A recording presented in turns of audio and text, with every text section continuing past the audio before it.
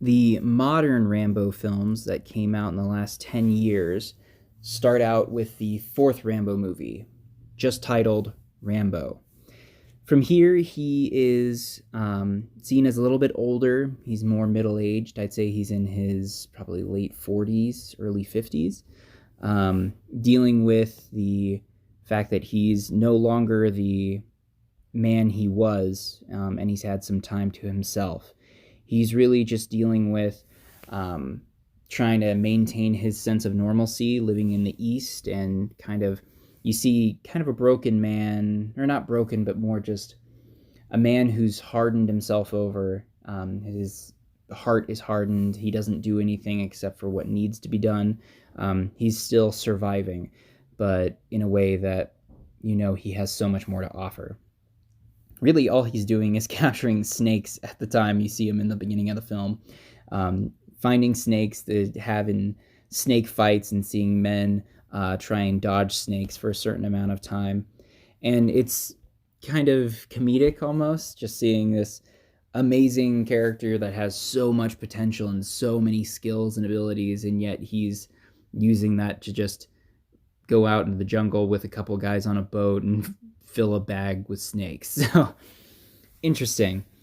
You then see him being propositioned by some missionaries trying to go into a country, I believe it's Burma, to try and help reach the locals, find Christ, and that kind of thing.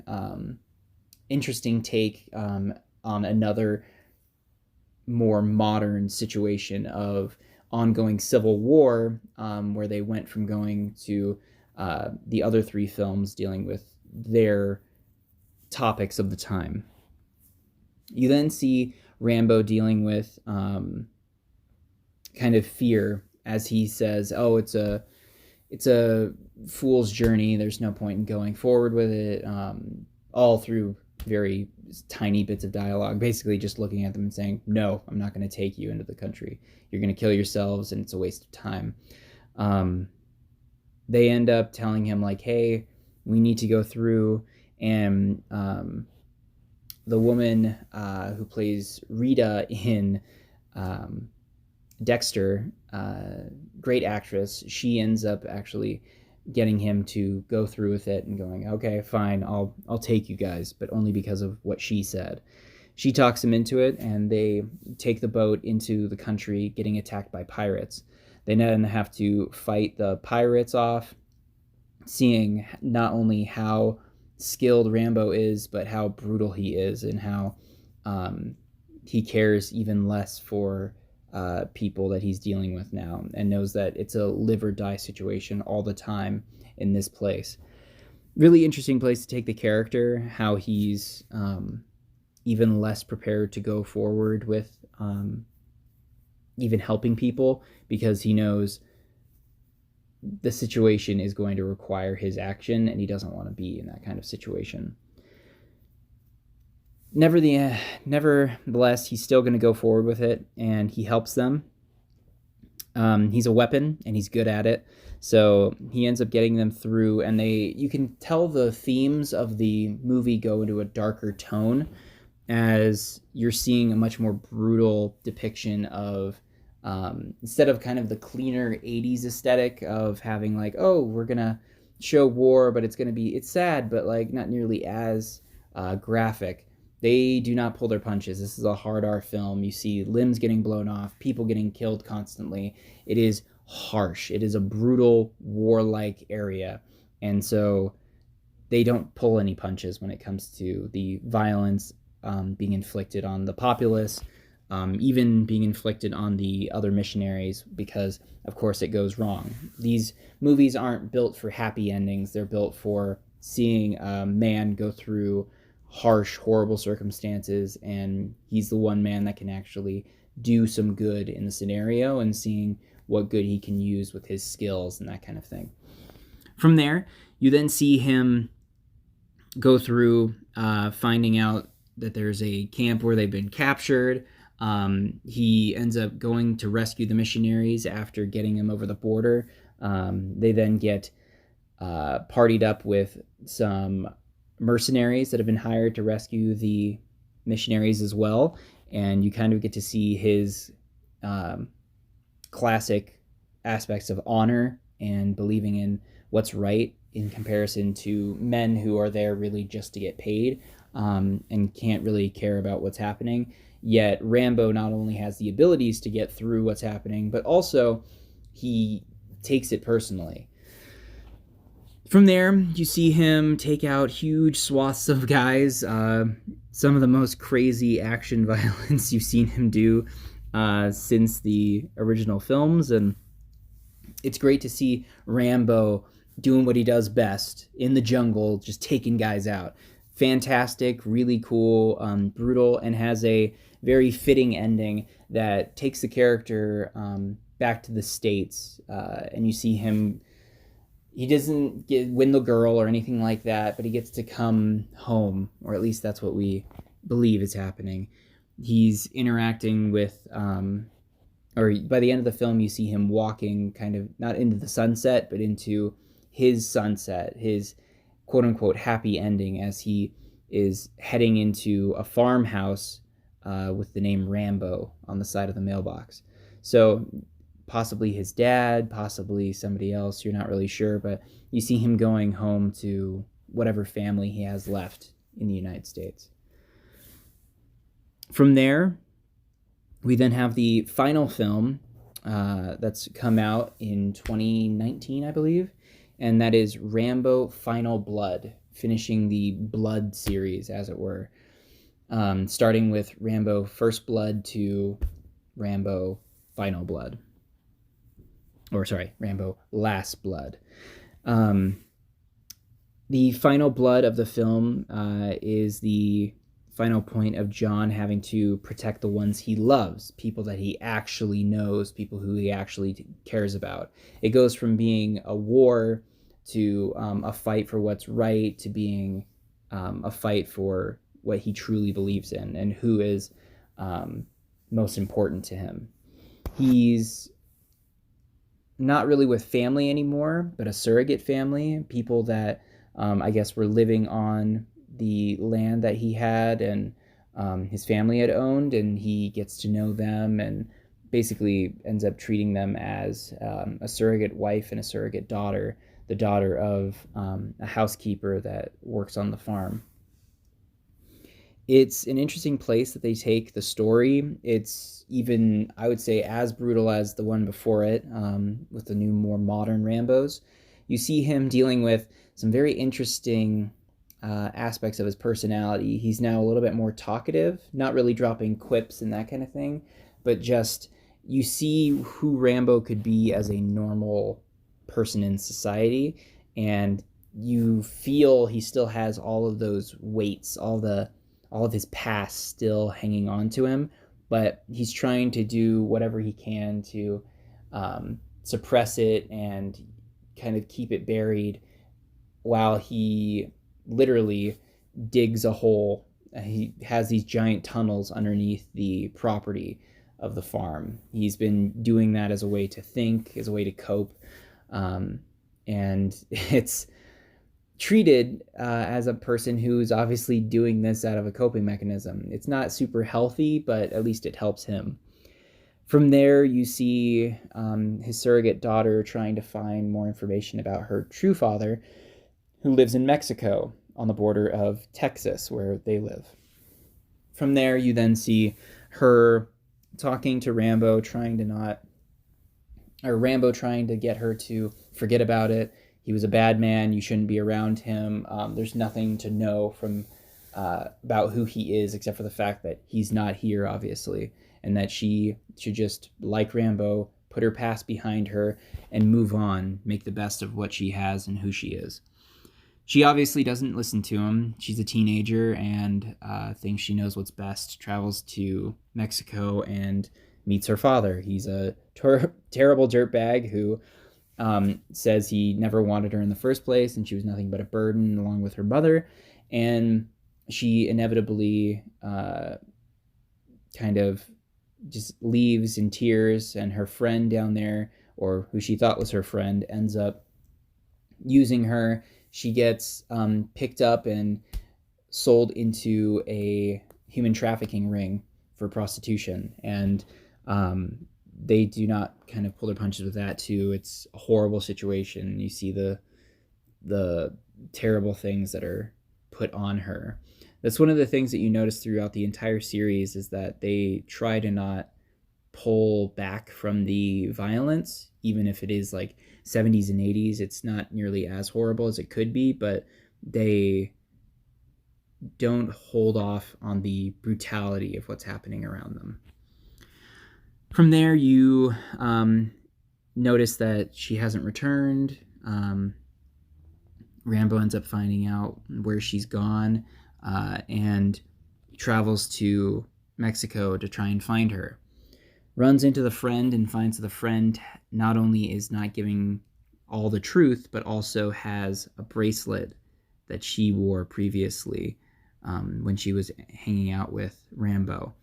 He notices it and interrogates her. He is horrible and angry and brutal with her, and honestly, you don't feel that it's unnecessary, because you can tell she's lying and she's using him. So through there, he gets the information he needs, and begins kind of cutting a swath through the Mexican cartels, torturing, bashing, and brutalizing anyone he needs to find Gabriella, his daughter, quote unquote, that's been taken by the cartel. It's an interesting place where they take it, as he still has a level of realism to it, and you see throughout the films he goes from being this man who's trying to not be lethal but stop the people that are trying to hunt him down in the police department, to going back to war and having to face the realities of war again, fighting the enemy at the time, and then from there fighting to rescue people against an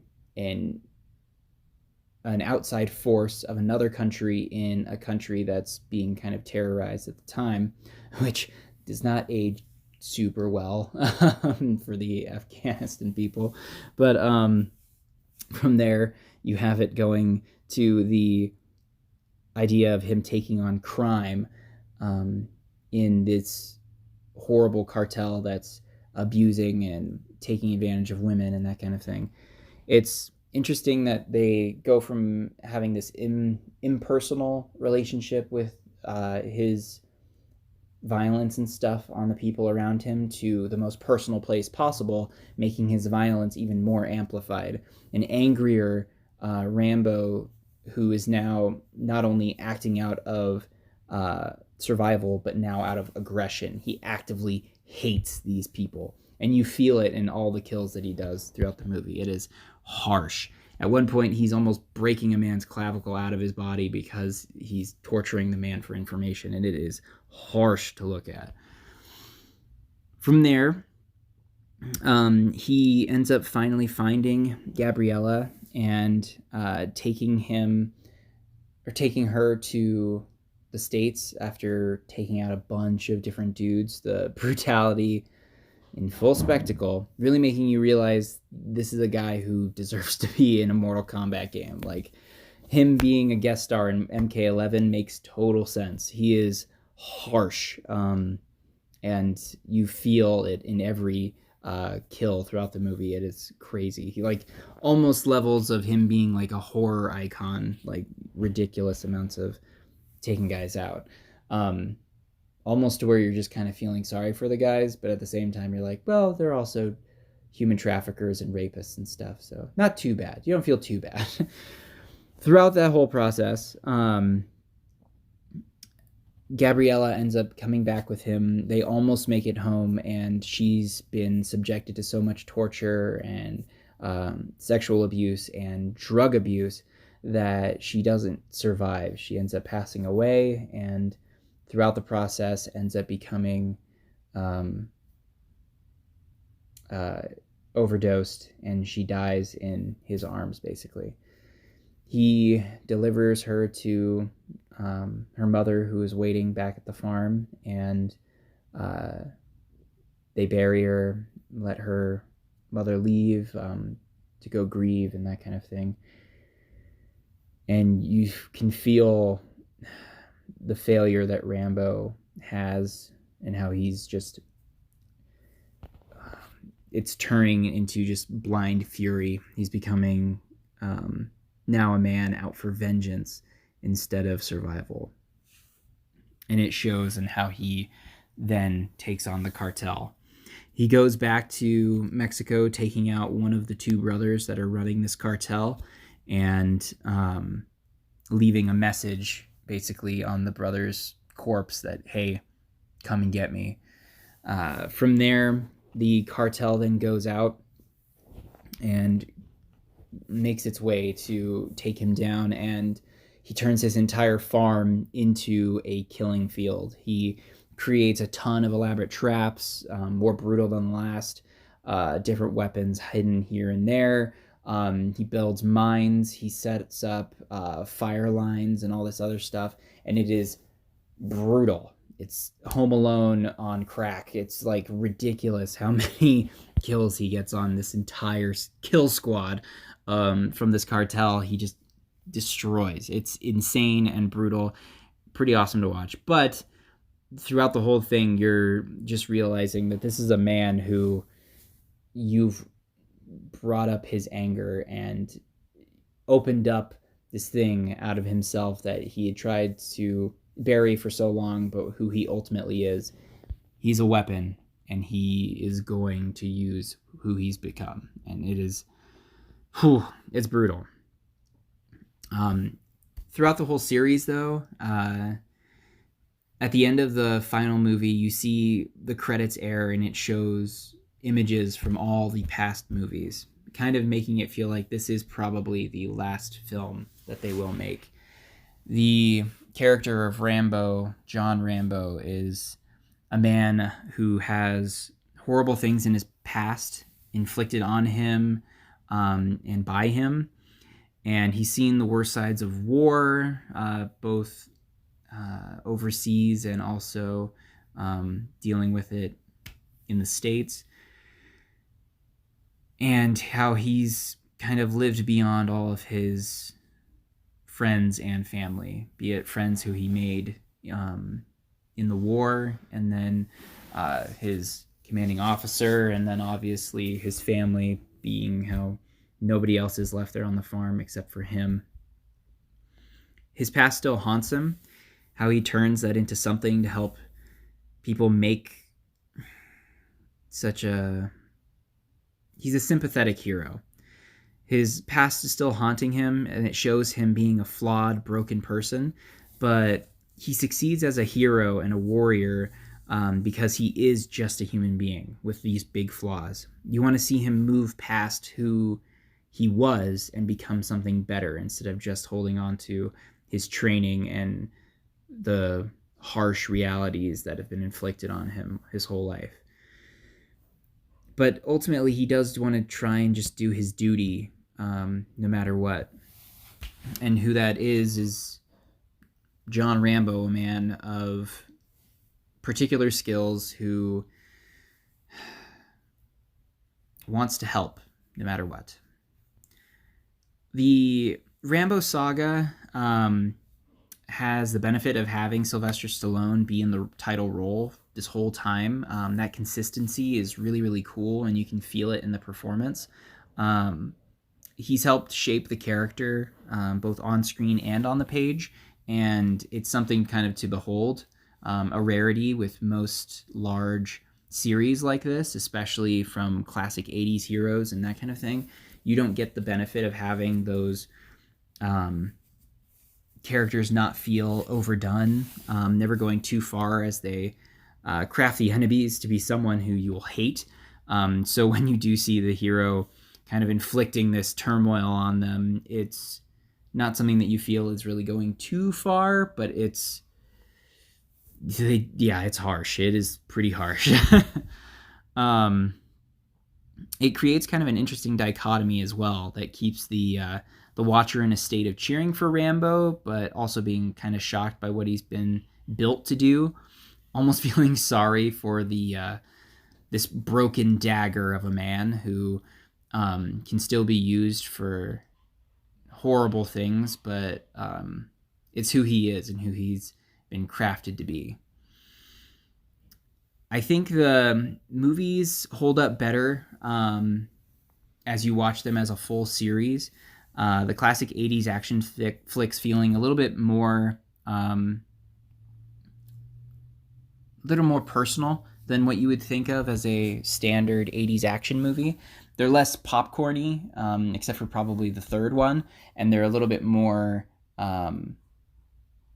intricate as they deal with bigger issues than just, oh, I'm a guy who's here to take you down, yada, yada, yada. Instead, it's kind of seeing the emotional toll that war has on a person, especially on Rambo as a man who he's seen so much war, so much death, and yet he's still a hero you identify with and want to see him succeed, but you're also seeing how his actions are ultimately hurting him as a person, kind of dehumanizing him as he becomes this weapon just used to be wrought on whatever enemy that he gets pointed in the direction of. The thing that I really like about the character, though, is that he's not really a stereotype. It makes him a lot more interesting as you see him change. Time affects him and his actions affect him. He gets beaten and tortured a lot, burned and scarred in almost every movie. Ultimately, the idea of scars are kind of the personification of what the themes are of the movies. He just has to keep going.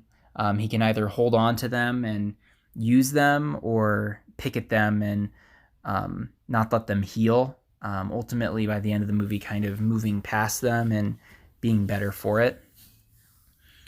I would say that the movies on a whole are a must-watch. All 5 films. A lot of people obviously don't like the most recent one. It's a little weaker, I would say, but it's a good capping off point,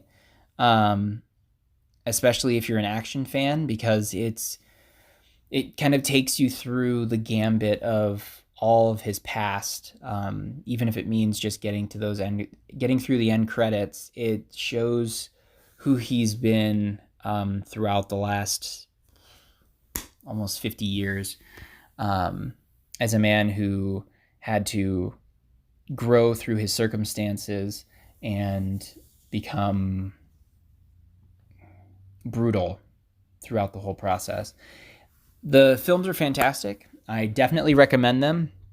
I think it's something that everybody should watch, especially if you love 80s action flicks or are just looking for something with a little bit more of a bite to it than most of your standard modern fare.